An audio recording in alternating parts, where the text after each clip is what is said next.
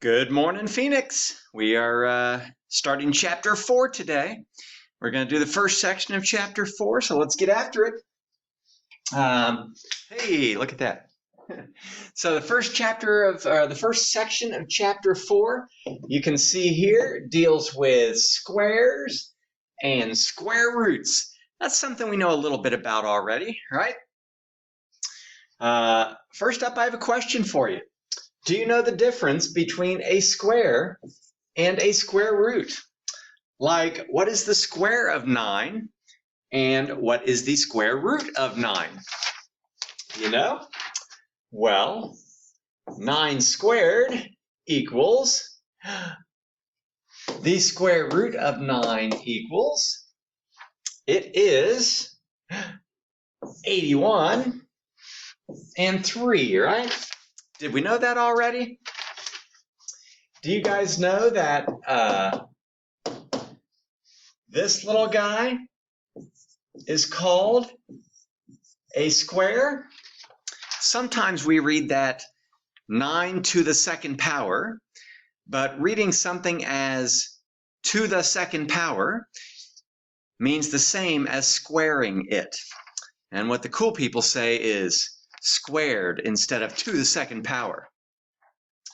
Whereas this little symbol is a square root symbol, sometimes called a radical symbol. We'll get back to that at some point. All right, so what does squaring a number actually mean? To square a number means to multiply it by itself, right? An example of that might be 5 to the second power means 5 times 5, which of course is 25. So squaring it means to multiply it by itself. We could do that with a negative number too, by the way. -3 squared, right? Often when you square a negative number, you're going to want to put it in parentheses. Squaring a negative number means to multiply it by itself. And when you multiply a negative number by itself, it turns positive. So, anytime you square a number, you're going to get a positive answer. What about a perfect square? I mention this only because we've already talked about this. A perfect square is a number that is the square of a whole number. All right, so if you take any whole number, not a fraction, not a decimal, any whole number, and you square it, the result is called a perfect square. And we've gone over lots of perfect squares. 1, 4, 9, 16. I could keep going, right? Why is 9 a perfect square? Because it's the square of 3, right? All right. What about the opposite of this? The square root. The square root, this is a little bit confusing in the sentence, I feel like. The square root of a number is another number that when multiplied by itself equals the original number. So if I'm taking the square root of 36, I am looking for another number that when multiplied by itself equals 36. And I think we all know that probably. It's 6, right? Why is it 6? It's 6 since 6 times 6 equals 36. Ah, but did you know something? I claim that the square root of 36 is -6. Why would the square root of 36 be negative 6? Since negative 6 times negative 6 is also 36. So is it possible that the square root of 36 has two solutions? It is possible. In fact, when you take the square root of a number, you get two answers, right? You get two answers because there are two numbers that when multiplied by itself gives you the original number. Often, we will only use the positive square root.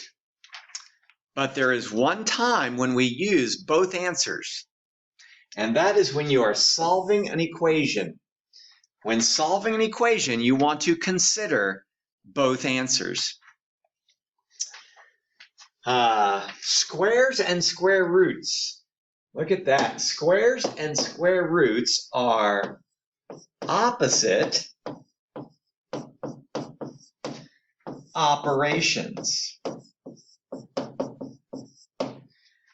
Do we know some other opposite operations? We do. Adding and subtracting are opposite operations, right? Multiplying and dividing are opposite operations. And now you know another pair of opposite operations, squares and square roots. And why is it important that we know that they are opposite operations? Where have we been using opposite operations for the last several weeks? That's right, you guys. Solving equations. So the next thing we want to look at is solving equations involving squares and square roots. Like this, where p is just some number. Like all equations, I'm right here, like all equations, when you solve it, the goal is to get the variable by itself. So in this case, you need to get rid of the exponent. In this case, that would be the square. Maybe at some point we'll do other exponents, but right now we're just trying to get rid of the square. And so how are we going to get rid of the square?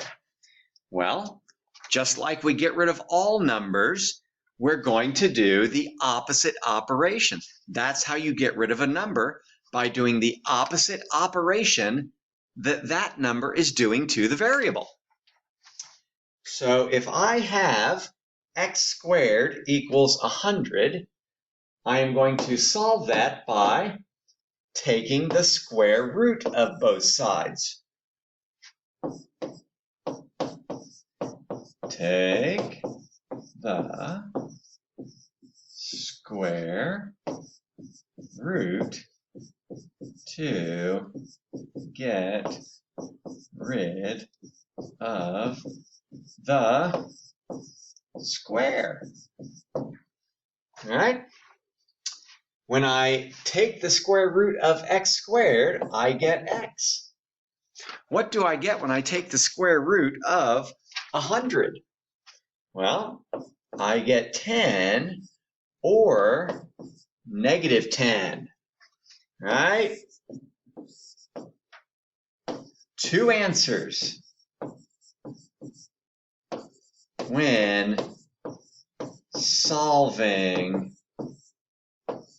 equations.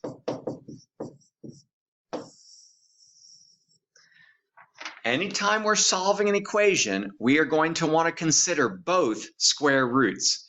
It's probably the only time we'll do it in Math 8 that we'll consider both answers. But when solving an equation, you want the positive square root of 100 and the negative square root of 100. All right, this one's a little trickier. I have x squared equals 50. And again, to get rid of the square, I'm going to take the square root of both sides. Same thing I did over there. Well, the square root of x squared just cancels out the square and gives me the x. But what is the square root of 50? Well, you could try it on your calculator, and what you would find is that 50 does not have a nice square root. Do you remember from chapter 1 what happens when you take the square root of a number that's not a perfect square? That's right, you get an irrational number. So, because we get an irrational number, we don't typically write it. We typically just keep the square root sign on it. This is the exact answer. You know, I was going to tell you, this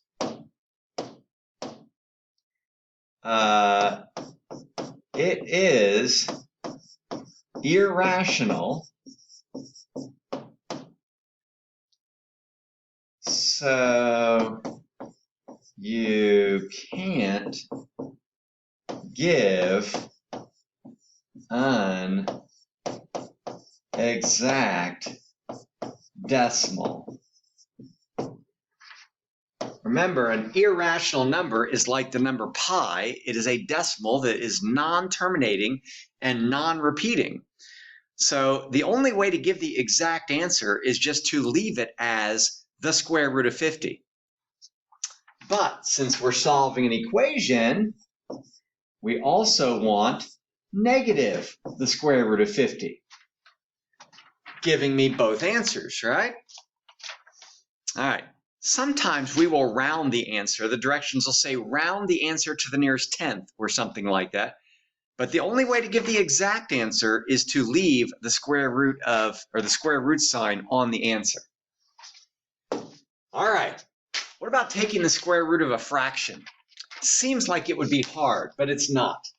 All you do is take the square root of the numerator and the denominator separately. So if you want the square root of 4/9, you would simply take the square root of 4 and the square root of 9, which would equal 2/3. Now I'm not solving an equation, so I don't need both answers. I'm not solving for a variable. I'm just gonna give the positive answer unless I'm solving an equation. And the square root of 25/64, that would be the square root of 25 over the square root of 64, which would be 5/8, right? So see, taking the square root of a fraction, not that hard. All right, so this brings me to solving equations. This is where we will use our ability to solve equations that have squares and square roots in them. And in this chapter, we are going to go over 3 formulas that involve this. Today, we're doing 2 of them. These formulas involve the perimeter and the area of a square, right? A square is just 4 sides, all 4 sides the same length, right? We all know what a square is. And 2 formulas for a square are the area and the perimeter of that square. And I have those here for you. We have the area of a square is equal to the side length squared, right? Like if this square over here has a side length of 3, its area is 3 times 3, or 3 squared. So here's my first formula. Area equals side length squared. I do not like that s is used as a variable because my s's often look a lot like the number 5. But that is what they typically use, so I'm going to use it. And then we have the perimeter formula, right? So if all 4 sides were equal to 3, the perimeter would be, right, you get the perimeter by adding all the sides together. So it'd be 3 plus 3 plus 3 plus 3. But an easier way to write that is just 4 times 3. Or in general, the perimeter is 4 times the side length of a square. So the thing that gives people the most trouble is not knowing which formula to use. And I'll talk more about that as the chapter goes on. But one of the things I have you do when you do these examples is I have you tell me which formula you're going to use, then use it. And the way you choose which formula to use is this. In these formulas, so far, we have 3 variables. We have the area, we have the perimeter, and we have the side length, right? The area is used in the area formula. The perimeter is used in the perimeter formula. And the S is used in both formulas. The way to decide which formula to use, let's write that. Which formula should we use? And the way you decide, in my opinion, is look at what info you are given. Look at what you're given in a problem, and that will help you decide which formula to use. And then, if you're still not sure,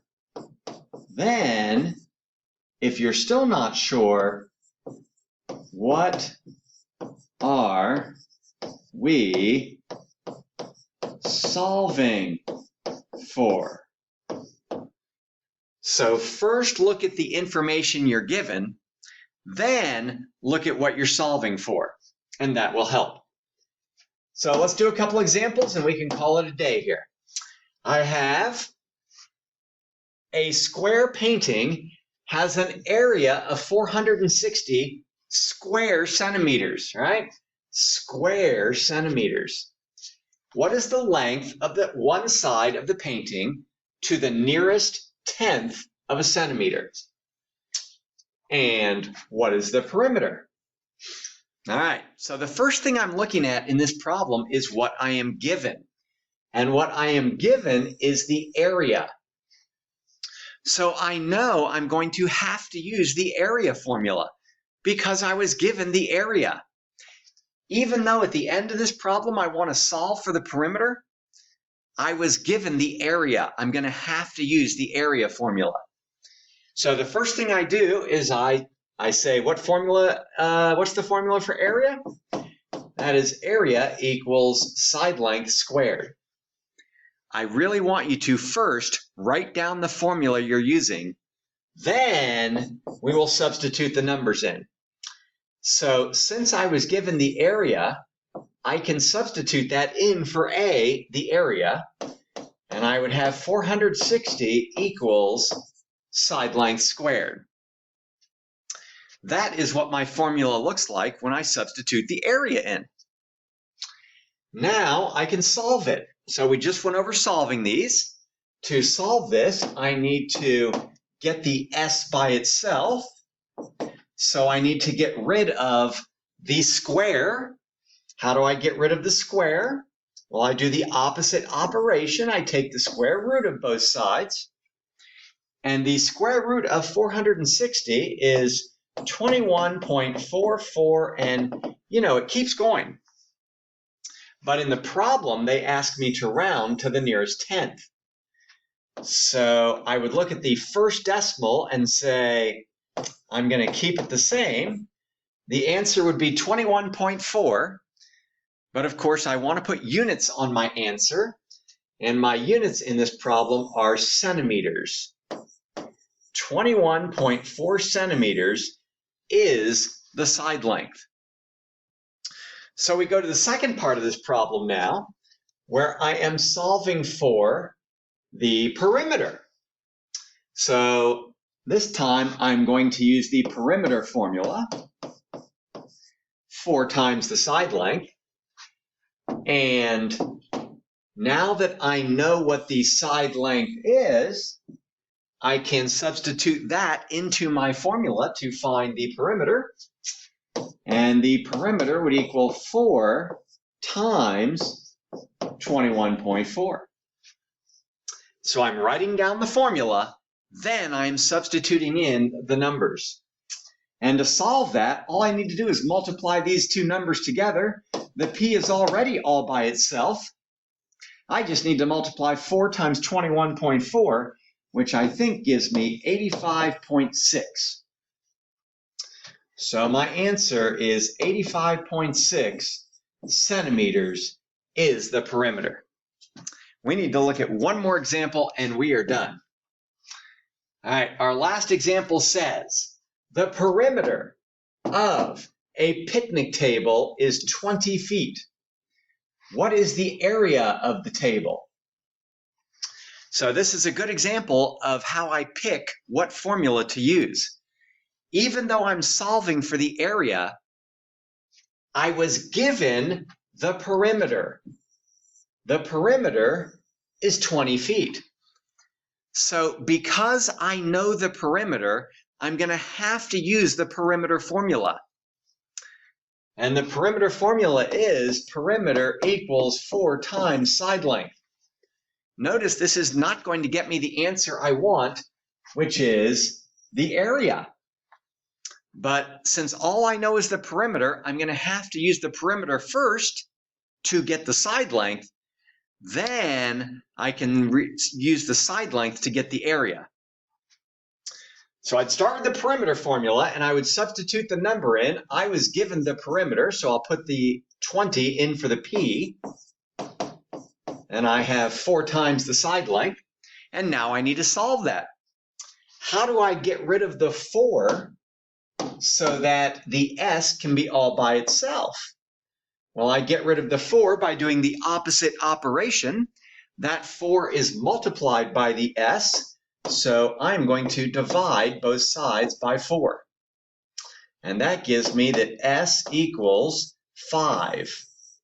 Again, my 5's and my s's tend to look alike. So the answer here is actually 5 feet.